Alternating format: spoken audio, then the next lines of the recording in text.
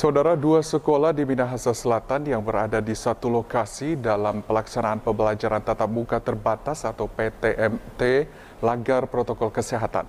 Bagaimana tidak, kapasitas siswa hanya diizinkan antara 30 hingga 50% di dalam kelas. Justru para siswa duduk rapat berdampingan dalam proses belajar mengajar. Kerja keras pemerintah menekan angka kasus COVID-19 baik di lingkungan masyarakat terlebih pada lingkungan sekolah sepertinya harus dikaji kembali. Di sekolah Advent Tumpaan ini misalnya, di mana dalam satu lokasi ini terdapat dua sekolah, yakni SD dan SMP, melanggar protokol kesehatan pembelajaran tatap muka terbatas. Terpantau dalam kelas, puluhan siswa duduk bertiga berdampingan tanpa jarak pada proses belajar mengajar berlangsung. Saat ditemui, Kepala Sekolah SMP Advent mengakui tidak mengetahui hal tersebut.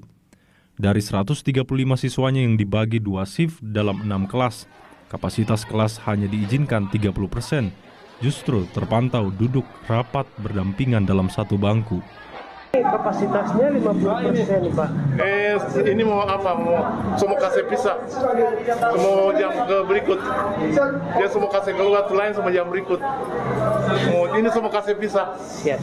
Begitu. Pak, di sini Pak biasanya Pak kalau selama PTM terbatas ini dari tanggal 2 September Pak simulasi sampai dengan saat ini itu kapasitas kelas berapa persen, Pak?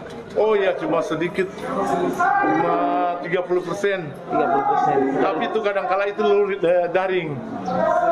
Itu dibagi shift, Pak, ya? Iya, ini bagi shift juga ini. Begitu. Sementara untuk SD yang masih satu lokasi SMP Advent ini pun anak-anak terlihat berkerumun di luar kelas. Mardi Golindra, TVRI Sulut melaporkan.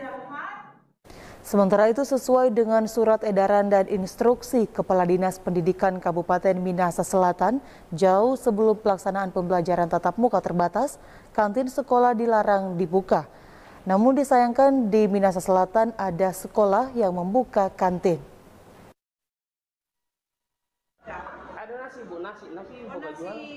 Pelaksanaan pembelajaran tatap muka terbatas, kantin sekolah masih dilarang dibuka. Hal ini dilakukan guna mencegah timbulnya klaster baru COVID-19 di lingkungan sekolah. Namun di salah satu sekolah di Kabupaten Minahasa Selatan justru membuka kantin sekolah.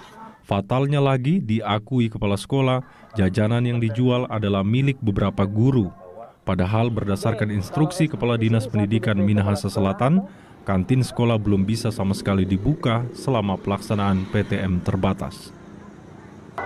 Itu kalau kita lihat ya, memang saya tanyakan kepada mereka, ini siapa yang bawa yang untuk makanan ini? Itu kan dari guru, jadi dari guru yang bawa, tapi yang mengawasi itu bukan guru, jadi langsung dengan tata usaha.